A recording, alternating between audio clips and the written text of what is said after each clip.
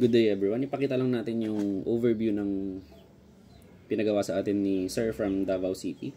So, ang pinagawa niya sa atin is WE Glock 17. So, may isang WE Glock magazine kasama ng unit. Then, bumili si Sir ng dalawang TTI na magazine. So, sa mga nagtatanong, itong inlet valve na to is pwedeng ilipat dito. So, ilipat niyo lang yung blocking screw dito, then yung inlet valve sa baba. So may butas kasi yan. Yan, may butas siya. Then testing na rin natin yung dalawang magazine for if may leak siya. Okay, wala. Wala pa akong na encounter na TTI magazine na may leak out of the box.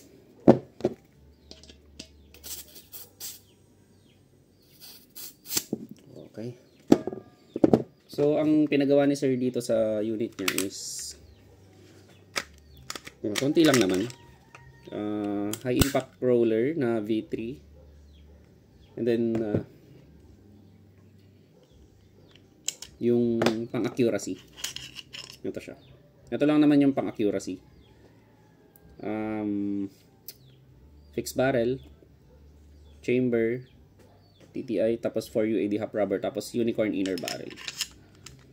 Tapos inayos din natin yung konting, nag-tune din tayo dito sa recoil spring.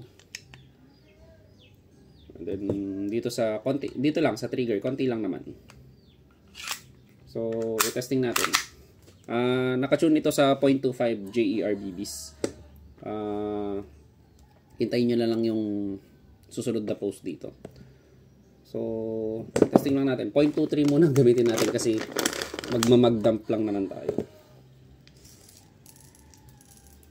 Yan. Then, dito naman sa isa. Para ma-check lang natin kung working silang lahat. Yung magazine.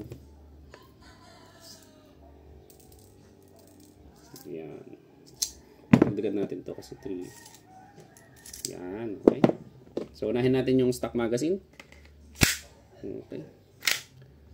For Sir from Davao, WG-17 mag dump. Firing. Okay, nakita niyo yung recoil. So, ipakita natin ng mukha. So, ayan. Second magazine, WG-17 mag dump firing. Okay. So, last magazine, 4 shots lang to. Firing. Para makita nyo mabuti. Okay. So, hindi na pinapalitan ni Sir ng trigger. Kasi gusto niya yung merong slack. Yung parang sa tunay. Yung 4UAD trigger kasi, pwedeng ganyan lang. Tapos, walang slack. Diretso engage na. So, yun lang. Thank you very much. Yan po. Wala namang masyadong special. Pero maganda. Na-test ko na rin yung accuracy nito. Maganda siya. 0.25. Yung grouping. Abangan nyo na lang yung next video. Thank you.